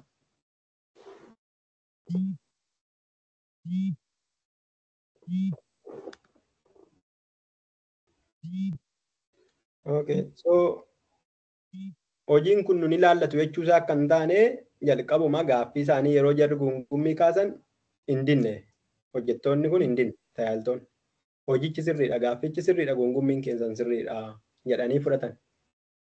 Isaan sun warra biyya ormaa iddoo garaagaraa jiraachaa turanii dhufanidha waan ta'eef isaan kana wajjin waliin galanii wannoon goon. Okay, garaagarummaa kana kan uume maanni jettanii yaaddu? Yaa'u garaagarummaa isaa kan uume isaan biyyoota garaagaraa keessa kan jiraachaa turan gara kanatti kan dhufan ta'uu danda'u. Isaan kun warra jalqabumayyuu biyya ofii keessa jiraachuu danda'u ta'uu danda'a. Garuu qaawwa kana kan uume gungummii kana kan uume maal jettanii yaaddu? Isa duraan barachaa turre yaadadha. Haadholiin hiyyeessaa baay'achuu isaaniirraan kan ka'edha. Yaa haadholiin hiyyeessaa baay'achuu isaanii gin baay'achuun isaanii rakkoo qaba. Warri kun immoo wangeela lallabuudhaaf dursa kennuu waan barbaadanidhaa fi hojiin kun gamaa gamanatti deemuudhaaf yookaan dadhabbina isaanii itti akka hin finneedhaa fi warri kunis gargaarsa gahaa akka argataniif namoota ofitti dabaluun isaan barbaachisa jechuudha. Dursa wangeelaaf kennuu waan barbaadan. Kun yaada gaariidha. Gungummii hiyyattuu sana irratti kun gungummii namatti kaasisaa? Gungummii kaasisaa? Gungummii osoo hin taane dadhabbina isaaniif akka hin finneef jechuudha. Kanaaf gungummittiin sun kan maalitti keessaa dhufte? Dhaqanii ergamoota ilaa rakkoo akkanaa qabna jedhanii jechuu hin danda'ama. Amma walirratti gungumaa jiru. Gareen keessan warri Yihudoota gargaarsa argachaa jiru miti? Seeraan argachaa jiru otoo baay'atanii jiranuyyuu. Warra kan rakkoo isaanii ta'e warra afaan Giriikii dubbatanii malee warri Yihudoota still gargaaramaa jiru. Isinii galee? Gargaaramaa jiru jedhanii yaadu moo dhuguma garri kun gargaaramanii garri sun gargaaramuu dhiisan jettanii yaaddan ilaala. Baay'inaadha miti amma rakkoon nuti jenne. Erga baay'ina ta'e warra Giriikii akkamitti gargaaruu dhiisanii warra Yihudootaa qofa gargaaran jettanii yaaddu. yeroo darbe boqonnaa 5 Anaaniyaaf Safiiraan yeroo kaasan seexanatu yaada keessan keessa kaa'e isa jedhu ilaaltanii maal ture kan isaan yaada isaanii keessa kaa'e seexanni Qabeenyi isaanii akka dhuskatan. akka dhoksatamii eessa jira Phexros ammoo akka hafuura qulqulluu sobduuf horii araddaa kee gurgurte keessaas akka ati dhoffattuuf maaliif seexanni yaada garaa kee keessa guute? Maybe akka lakkoo tokkorraa jedhutti baay'ina yoo ta'e baay'ina erga ta'e baay'inni baay'inuma miti. Wantoonni kun walii isaanii iddoo garaagaraa iyyuu hin jiraatan yeroo sana baay'een isaanii waliin jiraatu naannoo tokko jiraatu waliin mana tokkotti sagadu akkas ta'u wallaalurraan kan hafe baay'inarraan kan hafe maybe warra Yihudootaatiif jedhanii warra Giriikii kophaatti baasanii akkas jettanii yaaddu? Lakki an akkasitti yaadu. Wangeela bal'inaatiin lallabanii amantoonni Yesuusitti amanan iyyuu baay'achuurraa kan ka'e waa'ee nyaataa dhiisan natti fakkaatan. Nyaata dhiisanii waa'ee sanaa nama dhiisanii yookiin immoo wal ga'uu didee yookiin immoo ebeluun isaaniitu walii wallaalan eenyutu akka gargaarame eenyu akka hin gargaaramne walii wallaalan yoo jenne qajeelaa natti fakkaata. Malee warra Yihudootaa gargaaraniit warra Giriikotaa dhiisan yoo jennee negatiivii biraa keessa nu galcha'ee yaada. Yoodhuma immoo gargaarame illee warri Yihudootaa ejaa wal beekaniif achitti waliin jiraachaa turan already jalqaba kaasanii ejaa wal beekaniif tarii akka dhiyyeessotaa wal gaaranii isaan sun immoo warri Giriikotaa already namoota biyyoota garaagaraa keessaa dhufan waan ta'eef akka xuraa'ottis yeroo isaatti wallaalan jiraachuu mala. Gini iddoo kanatti akkas hin jedhu wal qoodurraan kan ka'e hin jedhu. Gin warri Giriikii sammuu isaaniitti akkamitti yaadan isa kanaa furan. Sammuu isaaniitti maal yaadanii isaan warra kan isaanii ta'e warra mana isaanii warra Yihudootaa gargaaraa jiru. Nu'oo warra biyya ormaatii dhufe warra afaan Giriikii dubbatu nun gargaaranii jedhan. Argitanii yaada seexanaa akkattiin waldaa keessa hojjetu. Phexros immoo maal jechaa jira? Nuti biizii waan taaneef hojii waaqayyoo lallabuuf tajaajiluuf sagalee waaqayyoo dubbisuu wannoo jechuu malee baay'ee kanaa hin yaadanne baay'ina keessa irraan kan ka'e jedha. Malee nuti warra Yihudootaa gargaarree isin hin dhiibne jechuudha karaa biraatiin. Okay. Yaadni isaa isiniifi? Waldaa keessanitti achi deebi'ame amma. Waldaa lafarraan qabu. Waldaa waaqa Waldaa lafarraan qabu. Eessatti amanteeti? Waldaa inni irratti namani. Waldaa maal jedhamu jalatti qabamtee jirti? The Power of Christ jedhama. Eeyyudha wannoon isaa abbaan dura bu'uusa. Wangeelawii asirratti jedhama.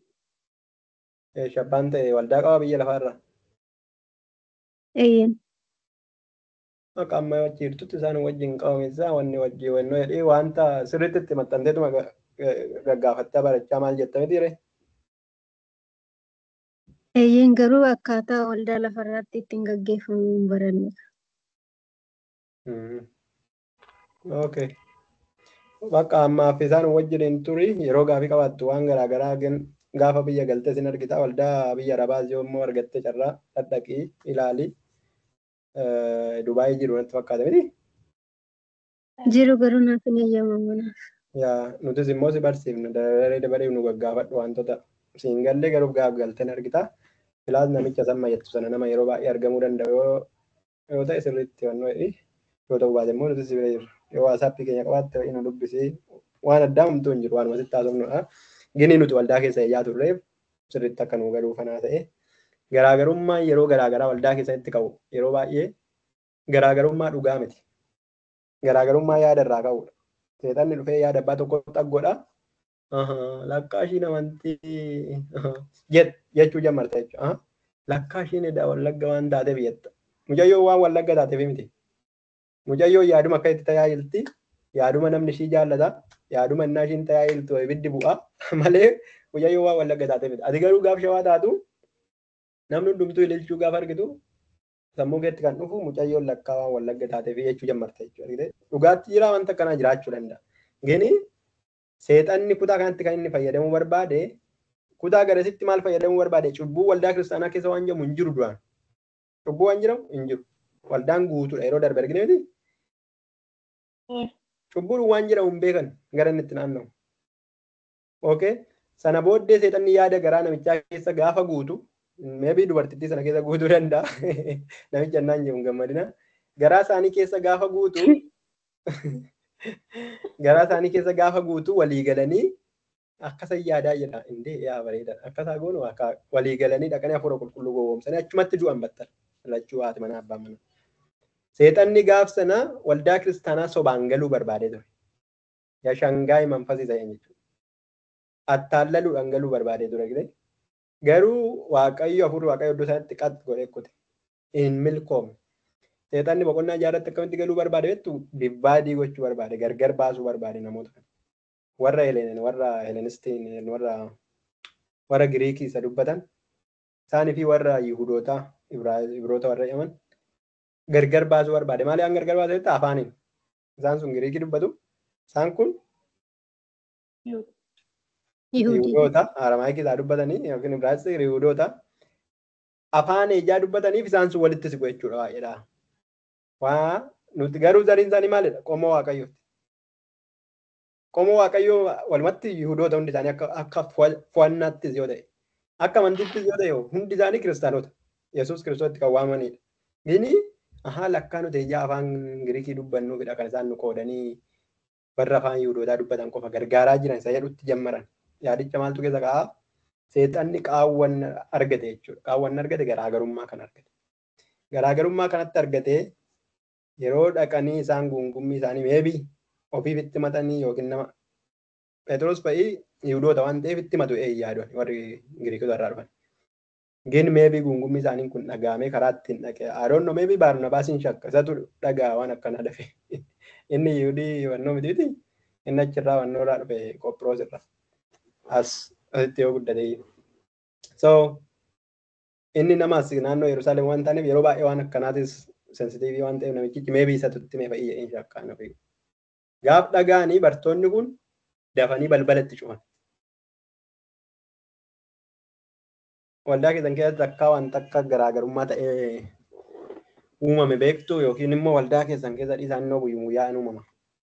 Yookiin gareedhuma waasaappi isaa ta'u iddoo garaagaraa qabdan yookiin immoo namoota kiristaanota fagoo warra miti kiristaanota Oromoo warra jedhaman kana gidduu garaagarummaa uumamu beektu. Seexanni garaagarummaa xiqqoo akkasitti fayyadamee waldittii sana adda adda cabsuu barbaade. Waldaa qulqullooftuu kan cubbuu waan jedhamu hin beekne baay'inarraan guddattee kan kaastu biyya lafaa irratti maqaa gaarii kan qabdu waan xiqqoo sana keessan seenuu barbaade seexan. Phexros fa'ii garuu Waaqayyo isaan gargaaree sakandii sanatti itti cufan. Akkamitti itti cufanii? Taadaas Giriikota taatanii har'a nutti makamtanii akkas ta'uu barbaaddu hin jenne. Yeroo isaan gaafii kaasan guungumanii yeroo jedhan. Maal guungum ture minaamin hin jenne. Kuni gaafii fudhatama qabu miti nuti wangeelatti waamamne malee waa'ee nyaata dhugaatii keessaniif hin waamamne hin jenne. Baay'ee naanii baay'ee danaggatanii deebi'anii fiiganiit nuti sagalee Waaqayyootti lallabuu irraa duubatti jennee isa kanatti hir'isuu hin dandeenyu. Dafaatii namoota of gidduudhaaf filadhaa jedhan. Deebinee eewu bira jira. Deebinee eenyu bira jira jechuudha.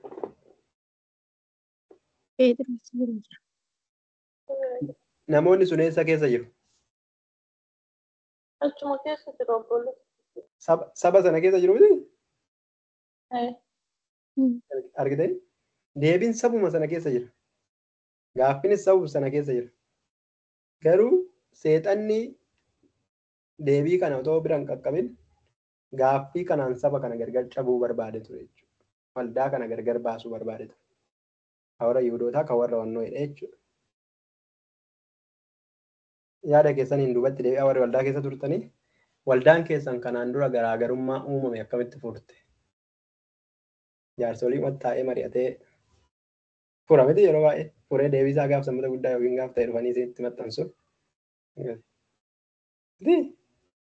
Waan isin gaafii gaafattan otoo isin hin mari'atin otoo isin hin beekin gaaffii seesaniif deebii keessaniin jedhanii fidanii isinitti kennu murtoo isaanii jaalattuun fudhattaa jibbituun dhiifta waan akkasiiti. Amma yaadatti qabadhaa garaagarummaa kanaan dura obboleessa obboleettii keessanitti yookiin waldaa garee keessatti uumame akkamitti furtan? Namichi inni gaaffii qabu keessatti hirmaateera? Moo koreedhu waldaa jaarsolii waldaa qofatu ofii isaanii keessatti hirmaatee deebii keetti siinyaanii fidanii sii kennan.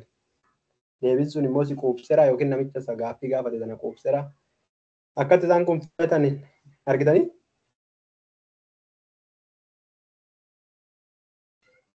Akkatti isaan kun filatan argitanii?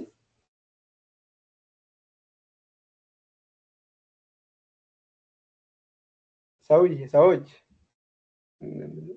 tajaajilaa hin jiran walumaa muqachaa akkatti isaan kun filatan isitti mul'ate jarri kun gaafa gaaffiin gungummii isaanitti dhufu maal akka godhan?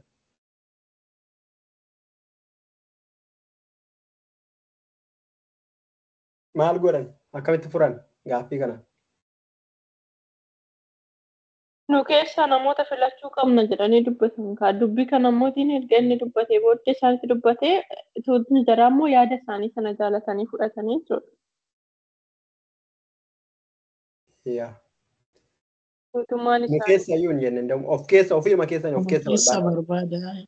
Baqqaan nuyi sagalee waaqayyootti wannu Warra jenna. qulqulluun Yaa. guutee Gaaffiin kun ogummaa sadiidha. kan qaban ofum keessa barbaada. Ofii keessanii namoota nuuf ta'u jettan of keessa barbaadadha dubbii. Ofii isaaniitiin fillee filata kana ilaala. Ofii isaanii hin filleef. Ofii isaanii otoo filaniif iyyuu gaarii ture. Namni isaan hin mormu iyyuu jiraachuu dhiisuu danda'a. Garuu isaan biroota waan ta'aniif hundi isaanii baay'ina amantoonni miti gaggeessitoonni. Isaan sun meebitti qufuu dhiisuu danda'u ture. Warri afaan Giriikii dubbatan. Kanaaf furmaanni sabum sana gidduu jira. Ofiidhuma isaatiif deebisaa namoota nuu ta'a jettan filadhaa. Nuti immoo kadhannee waaqayyo hundatti harka irra keenyeen kadhannaafis itti walii gallaa. Garuu maal ta'uu qaba? Cal jettanii obboleessa obboleettii keessa soddaa kee naamni guurtee fiddatoo hin ta'in namoota wajjin dhugdu wajjin barattu naamni otoo hin ta'in nama hafuurri qulqulluun keessa guute.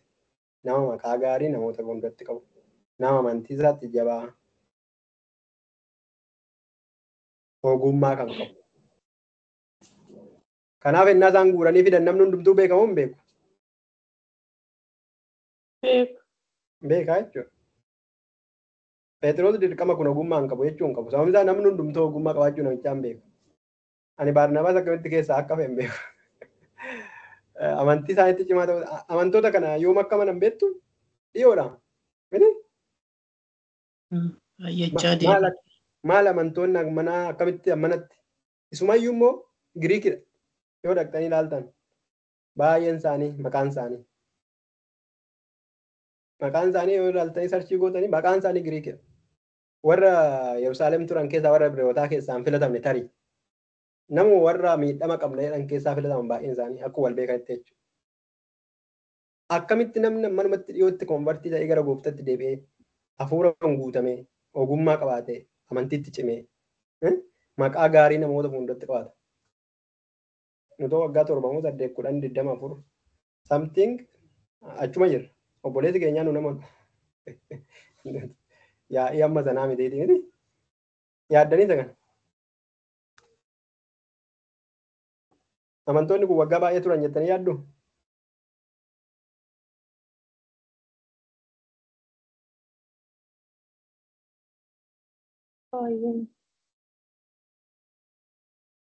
Amantoota kumamma kanaa keessaa namni 7 filamuun nama hin dhiqu jechuun nama 7 argamuun isaanii.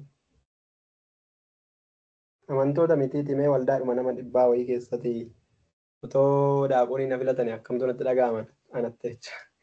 Ulaagaa kanaan yoo filatame hafuura qulqulluu waan guutee namni quba natti qabee ebeela ogummaa qaba naan jedhee amantii isaatti jabaadha naan jedhee maqaa gaarii qaba naan jedhee yoo isa kanaan filatama ta'e otoo namni na filate akkamitti natti dhaga'ama waldaa keessatti.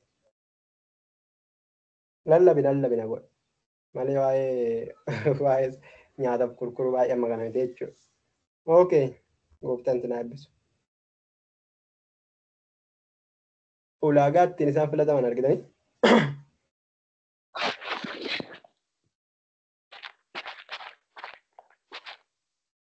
Argineedha lakkiidha deemnee cufna maal taatanii? Taati jaamiti Itoophiyaatti amma taati jaa ta'e. Maqaa gaarii hafuura guutamuu ogummaa qabaachuu. Waldaan ollaanii waldaa biyya lafaallee baay'ee yoo ammatti baay'ee hin beeknu. Waldaan ollaanii kun daaqonii kan qabu jira ta'e hin beeku. Daaqonii qabdu qabna jira WhatsApp irra.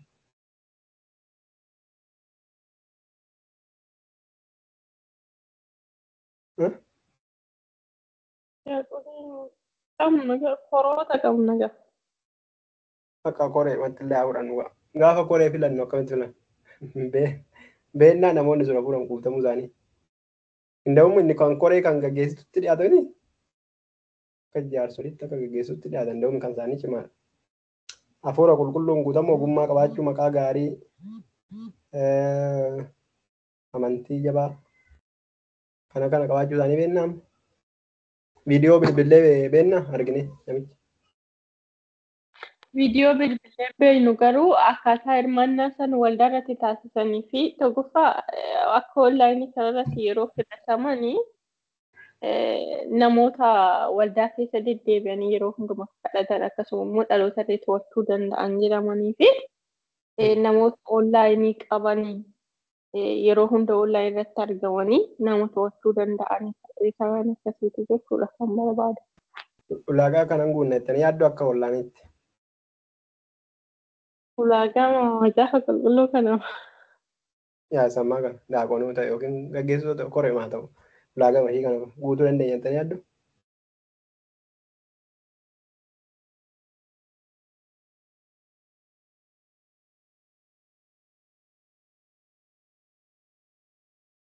Wal beennaa namichuma beennaa si jammana. Namichuma koree ta'e beennaa na beektu amma koree na gochuudhaaf natti amantu maatti na beektu. Akkaatti jee. Eeshi so nguunnu ulaagaa nguunnu. Waldaan mattuu guunnaa aaronno. Namni ulaagaa isa kanaa guutuun jira yaadu. Namni daaqonii ta'u. Daaqonii miti warrum kaanuu waaqayyo nu haa gargaaru garuu namni daaqonii ta'u ulaagaa kanaan hin filatamas jedhee yaadu. Ogummaa qaba jennee namni baay'ee mataa itti dhukkubsannu hin jira yaadu daaqoniidhaaf. Hafuurri qulqulluun guutee baay'ee tokko cinqatii qaba yaadu. Maqaa gaarii meebii. Amantiitti jabaa ta'uunsaa dhiisuunsaa nama xiqqoo amanee ture taanaan bakka daaqoniidhaaf baay'ee amma kana cinqatii qabna. Jaarsolii namni gaggeessu malee baay'ee daaqoniidhaaf cinqatii qabna jennee inda'uuma akka kennaatti fa'i ilaallatti. Daaqoniichi kennaa dhaye. Namni tokko ba'aa isaan qaba kennaa isaan qaba itti dabalamuu danda'a namni daaqoniitti nan dabalama Namni nan dabalama osoo hin taane waldaa kiristaanaatti filatan. Yaa koree filachiistuu dhaabanii minamanii achi koreen filachiistuu keessa deemee barbaada malee sabatu kennata harka baasee. Koree filachiistutu wusti deemee namoota akka ulaagaa ittiin filatan weedoonnoo gin namoota 5 yookiin 10 waan ta'e fidatanii achi keessaa namoota manaa dabarsuu qabdu yaanii nutti fidu. Kana booddee nuti achi keessaa warruma arganne keessaa warra kaan caarree warra kaanitti caarraa hin darbaa. Okay, namoota sana maqaa isaanii dhaame dandeessanii waamtu maqaan isaanii. Istifaanos tokko.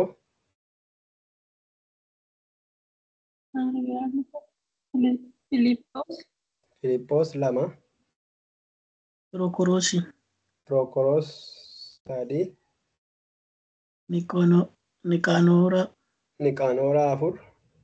Simoonaa. 5. Parmeenaa 6.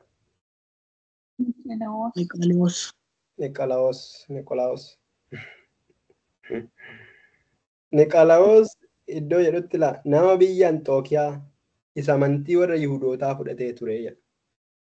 Anxookiyaa eessa akka ishiin jirtu beektu?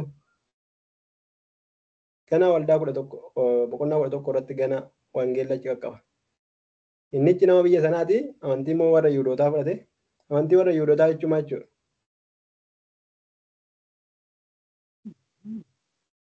Gooftaa Yesuus Kiristoos ta'an. Dhugaa. Amantii warra Yihudootaa. Warra Yesuus itti aman jechuudha.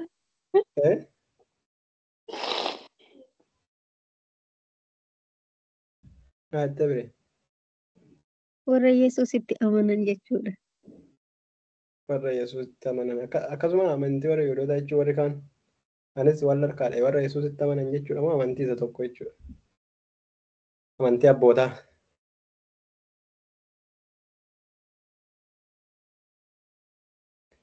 Duratti warri Giriikii kan isaan fayyan akkamitti beektu yoo fayyuu barbaadan yookiin warri kan biraa qomoon biraa orma yoo ta'anii saba waaqayyoo keessa hin taane Israa'el yaala yoo ta'an yoo fayyuu barbaadan akkamitti fayyu?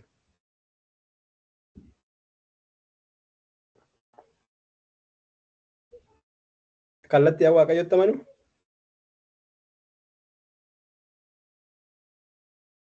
Ruut akkamitti fayyite? Innaa ishiin jettu akkaman ta'a jette maal kootu maal kee ta'a jette Ruutiin waan inni jedhu. Sabni kee saba koo. Sabni kee saba koo ta'a waaqayyoo kee waaqayyo koo ta'a. Dursanii saba isaanitti amanu. Karaa warra Yihuudootatti amanu durannee amantii isaaniitti achirraa kaasanii waaqayyo isaanii fudhatu malee cuuphaa Yohaannisii dura Yihuudoonni cuuphaa akka qaban beektu kan ofii isaanii cuuphaa bishaanii. Warra ormaatu Yesuus maalii jechuudha waaqayyo sana ormaalii akka isaanitti amantii Yihuudootaa fudhachuu dhufanii cuuphamanii qulleeffamanii gara amantii isaaniitti darbanii achirraa waaqayyotti darbu malee kallattiidhaan otoo Yihuudootaan argatii waaqayyo arguu hin danda'an akka keenya bara kanaatti amananii kallattiidhaan jiraachuu hin danda'an. Dursa amantii warra Yihuudootatti amananii achii kaasanii waaqayyo wajji walitti dhufuu danda'u karaa isaaniitiin araarfama. Eeshi amantii isaanii lakkoofsa 5 irratti jedhu barbaada amantii isa kam akka ta'e isa kan Kiristoositti moo isa kan warra Yihuudootaa isa bartee abboota isaaniiti. Sana jedhu maqaa namoota kana qabadhaa. Maqaa namoota kanaa keessaa yoo xiqqaate namoota 2 deebinee argina gara fuulduraatti isaan kana qabadhaa. Kan isin ajaa'ibu namoonni kun hojii kanaaf filatamanii asumatti xumurraa hojii kanaaf yeroo filatamanii garuu hojii kana hojjechuu isaanii waan ittiin argitan tokko hin jiru hin barroofne. Hojii maaliitiif filataman? Hojii obboloota haadhota hiyyeessaa gargaaru. Phexros fayyoo hojii wangeela lallabu kadhachuu hojii zarfii spirituaalii manfasaawii zarfii ta'e jechuudha. Isaan kun hojiiwwan sooshaal laayifii walitti dhufeenya namootaa gidduu waldaa keessa hojjechuudhaaf. Garuu bu'aan isaanii maalidha? Edda namoota kana dabalatanii rakkinni kun furameera moo hin furamne jettanii yaaddu?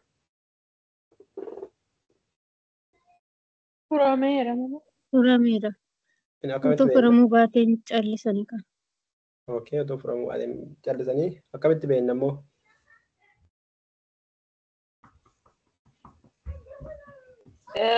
Dubbiin gooftaa bal'achaa amantoonni Yerusaalemitti argamanis ittuma dabalamaati adeemanii. Wangeela qabdii biraane. Eeyyeen. Lakkoo torba dubbisee boqonnaa jaha. Dubbii Waaqayyo ittuma fufee bal'achaa baay'inni amantoota Yerusaalemitti argamanis ittuma dabalamaa adeeme. Luboota keessaas baay'een amanticha fudhatanii jedha. Yaa argatanii yeroo isaan gargar ba'u jedhamee eegamanitti wal fixan jedhamanii gargar cabu jedhamee yeroo eegamanitti waaqayyo ogummaa isaanii kenneen namoota dabalatan humna dabalataa. Maasii bal'aa sana keessatti hojjettoonni xiqqoodha jedhamee barreeffame hojjettootatti dabalatan. Gaafa hojjettootatti dabalatu dubbiin waaqayyoo kan itti fufee bal'isee ergamoota yoo ta'e baay'inni amantootaa waldaa keessatti immoo Yerusaalem keessatti baay'achaa deeme warra waldaa keessatti dhufan immoo obboloonni isaan kun akka ta'utti as tanaagadu garaagarummaa malee hafuura qulqulluudhaan guutamanii amantiitti isaanitti jaboodhaan maqaa gaarii akka qaban ogummaadhaan guutamanii gaggeessu.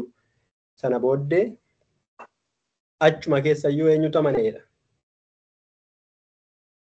Luboota. Luboonni isaan kami? Warra Yesuusin mormaa turan. Warra Yesuusin mormaa turan warra dheengadda argitanitti miti kan mana hidhaatti isaan galchan.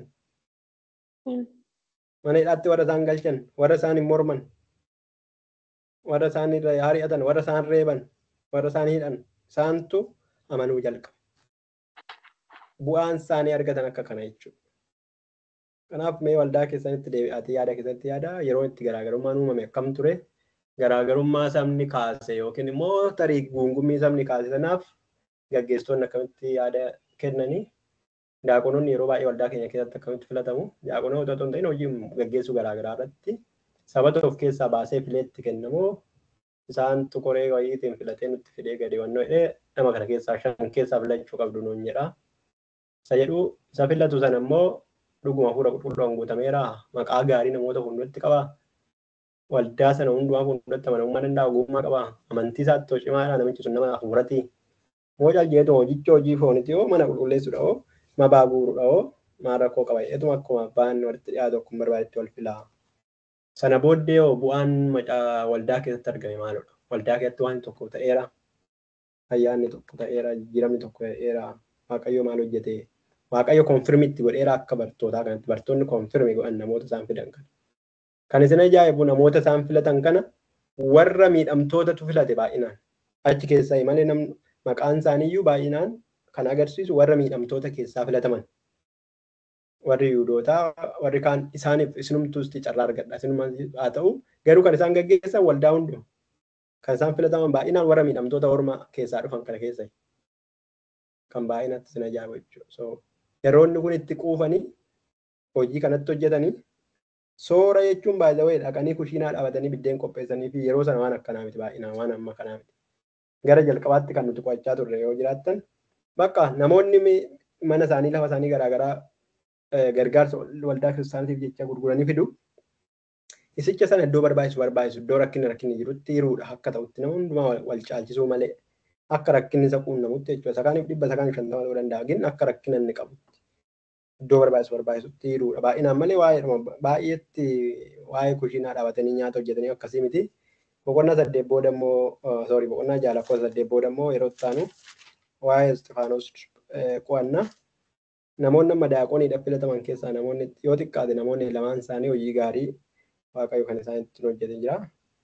Phexros fa'ii caalayyuu dursanii hojii waaqayyo fuudhanii galmaan kan ga'an dinqii garaagaraa waaqayyo harka isaaniitiin kan hojjete. Filippoos immoo beektuyyuudha. Isxifaanos immoo daaqonii ta'ee ergamoota dura kan du'e. Ergamoota keessaa boqonnaa 12tti hidhamti kan du'uusaa dhageenyu inni kun garuu dursee du'e. Har'a filatamee guyyaa tokko tajaajilee bakka chaawu. Manu kan isin ajaa'ibu tajaajila itti filatamee miti kan inni tajaajila kan biraa tajaajile. Yesuus Kiristoos jedhamu daaqonii ta'eeti. Yesuus Kiristoos jedhamu mirga abbaatti argee otoo akka itti ilaaluudha otoo dhukkubbiin itti dhaga'amin du'e. Kadhata gooftaan Yesuus kadhate. Hiisiif waan godhan hin beekani warra dhagaadhaan rukutan jedhe. Filippoos kakuu moofaa keessatti akka Eeliyaas iddoo tokko hafuura qulqulluudhaan iddoo tokkotti butama. Nama Itoophiyaa jaandarabaa sana kan daakee itti gaafatamaa kan ta'e. Yerusaalem otoonni sagadee galuu argatee macaafa qulqulluu kan itti lallabe isa. Daaqoniidha. Argitanii? Isaan daaqoniidhaaf filatamanii waaqayyo iddoo guddaatti hojjete. Waldaa kiristaanaatiif babal'isuu wangeelatiif ta'e. Amantootni baay'achuudhaaf ta'e. Garaagarummaa isaanii akka kanatti furataniit akka kanatti sabni hundumtuutti gammadee amantoonni dabalamaa deeman. Luboota jechuun namoota salphaan seenaa namoota waldaa kiristaanaa ta'uu hin ta'in biyya mataa isaanii gaggeessanidha luboota jechuudha. Biyyuma jaarsolii mootummaa kan keessa gaggeessanidha isaan. Isaantu dhufee amane namoota macaafa qulqulluu beekan kakuu moofaa seera beekan. Osoo tajaajiltoonni akka salphaatti waa isaa deemamoo hin deeman. Waaqayyo sinaa eebbisu. Rikoordii cufeeraa daqiiqaa 10 keessatti wanta har'a baranne irraa waan isin gargaare yaada keessan keessa yoo jiraate nama kan biraatti sheer godha.